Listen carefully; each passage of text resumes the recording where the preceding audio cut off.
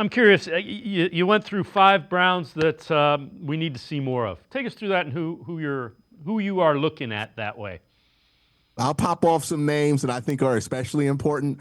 I want to hear, and it sounds like he had a good week. The whole offensive line had a good week against Philly, which is very encouraging. But like DeJuan Jones is so important to this football team, right? And everything that's going forward. Because if he is the answer at left tackle, if he can hold his own there, that solves so many problems for this team going forward. It gives you so much more flexibility and it allows you so many different avenues to improve the offensive line while still getting cheaper. So he's somebody that I want to make sure that the Browns are seeing more from, right? Cedric Tillman is another guy, ultra productive when he started getting the ball last year, but we're not seeing that level of play right now in camp from him that you saw before he had the concussion last year. It looked like he was on his way to have a little bit of a breakout. The question for him this year, can he be an 800-yard wide receiver? Can he be a solid number 2, potentially an upper tier number 2? He's also a big body, right? Can he be a big body threat as a wide receiver?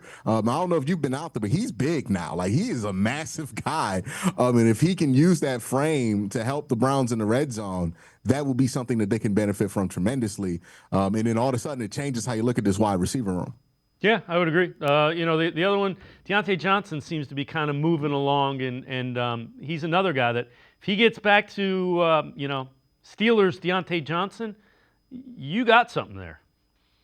Yeah, the thing with him, because he had a really good practice on Monday, but his preseason game was pretty bad. And the same thing happened with like Tevin Jenkins too. And these are 2 guys who have started before.